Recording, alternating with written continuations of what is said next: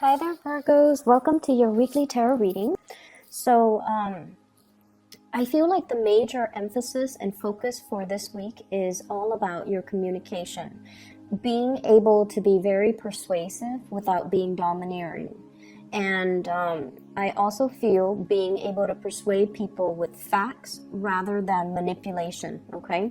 A lot of the times when we want somebody to kind of do things that we think they should do, and we kind of justify it by saying, oh, it's for their better good, it's for their greater good, or it's for their best interest. And we might be in a position where we kind of spin the truth or omit truths, or spin a situation so that it skews other people's perception in a specific direction, and that is manipulation. So I feel like this energy is coming in with both of these spreads, so you want to be a little bit careful about your intentions, and you want to be a little bit mindful about not infringing on people's free will. And even if they make decisions that you don't agree with, it's really important to provide the whole truth so that other people can, make informed, enlightened decisions, okay?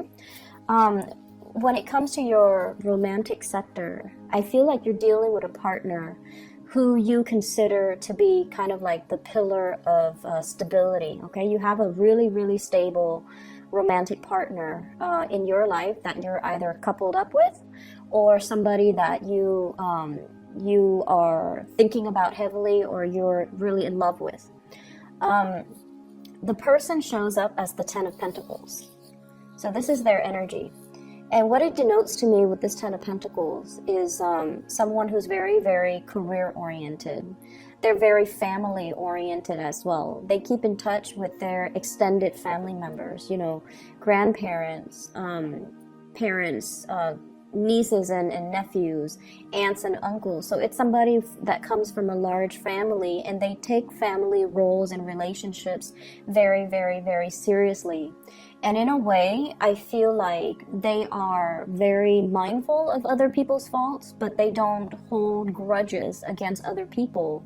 And they have this enlightened belief that, we're all humans, we're all prone to be making mistakes. So I'm not going to hold it against the other person. So I feel like from this person, their energy is very open, they're very loyal and very dependable. And I feel like that sense of loyalty extends to family members.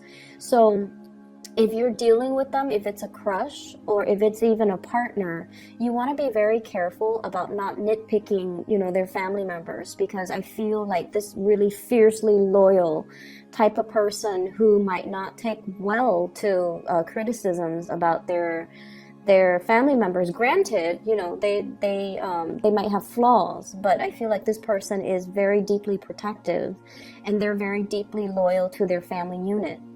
And I also feel like if you are dating this person, they're fiercely, fiercely loyal to you. I don't sense possessiveness. I don't sense control issues. But I do feel like this is a person that doesn't take relationships lightly.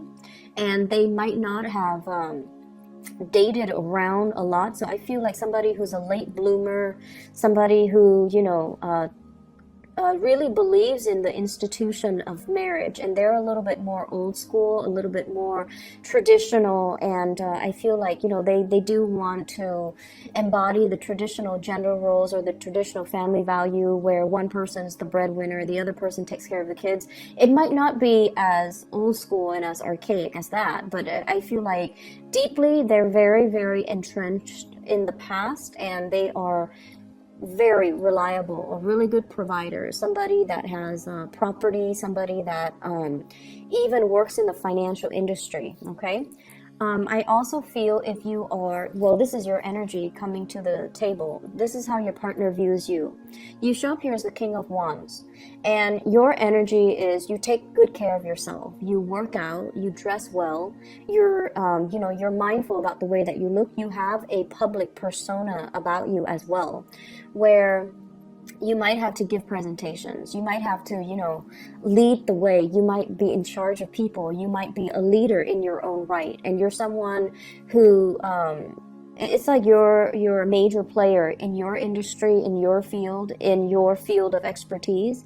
You have a lot of knowledge, and you're kind of like that career climber, where your position is very set and you're due for promotions next year and then the year after that. So you're very, very financially established, and they like the fact that, you know, you get things moving for yourself.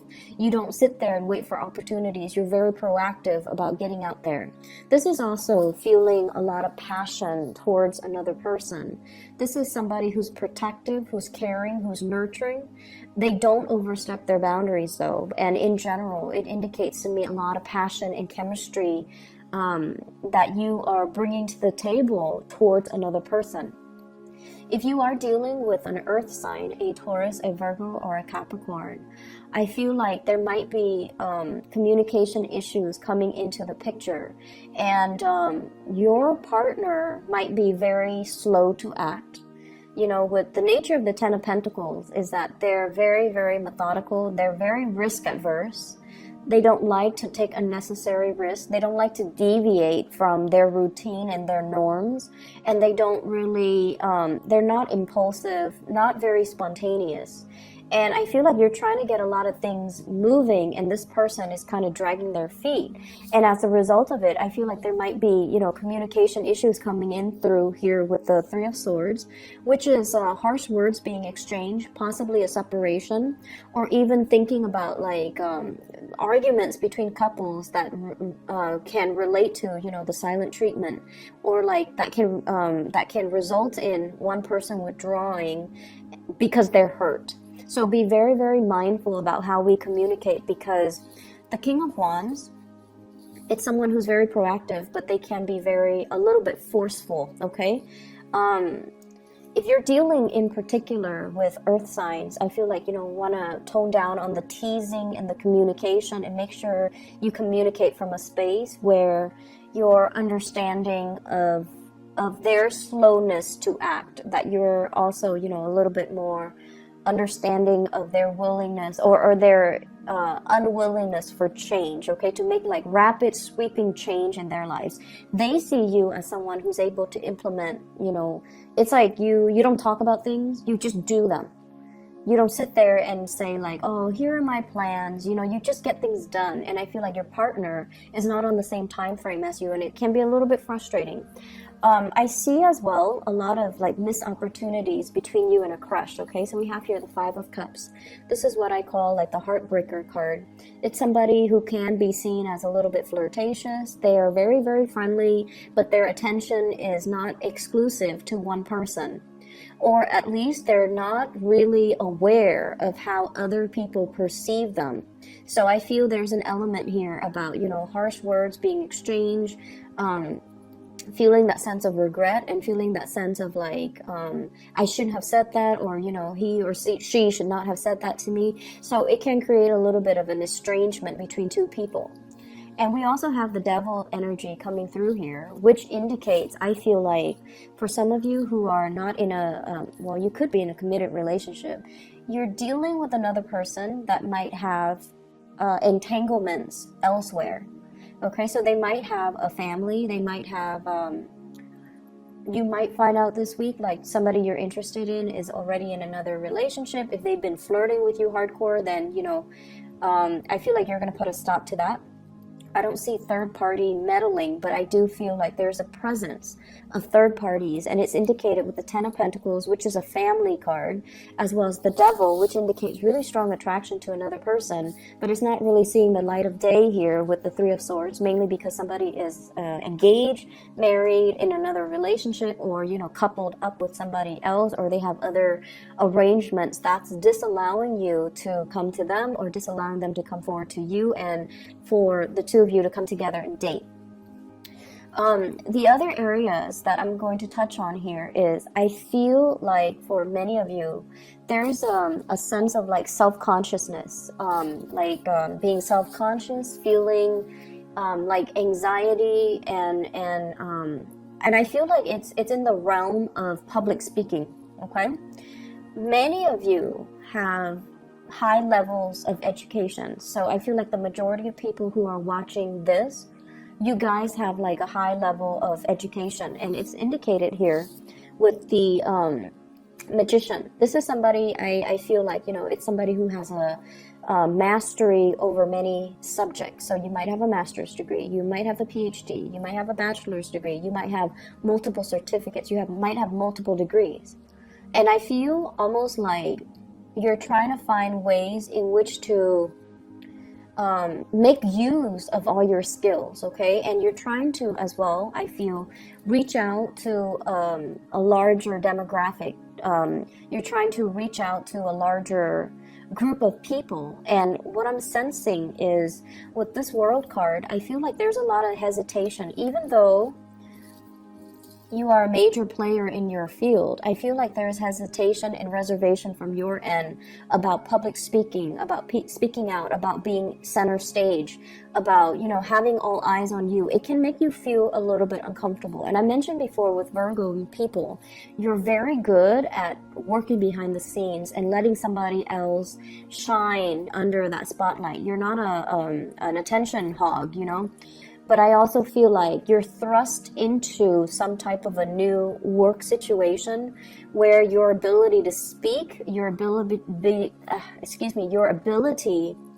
to be very eloquent with your speech, to be very concise with your communication, and to be very articulate. Somewhat like, if it's interpersonal relationship, you do just fine. But if it's in a large group setting, you know, the anxiety sets in and self-consciousness sets in, and you're not able to convey the messages to the best of your capabilities. And I feel like you might be beating yourself up over it.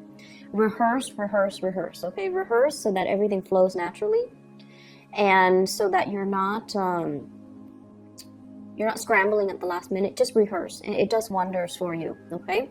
So I see that element coming through where there's like social anxiety, or even like public speaking, fear of public speaking and things like that. I feel for many of you, there are, it's like making decisions with another person, trying to decide, and I feel like it's heavily work focused, okay? I see a lot of work trips, a lot of travel and movement happening for you guys as well. And I feel some of you are finishing up something, like possibly publishing.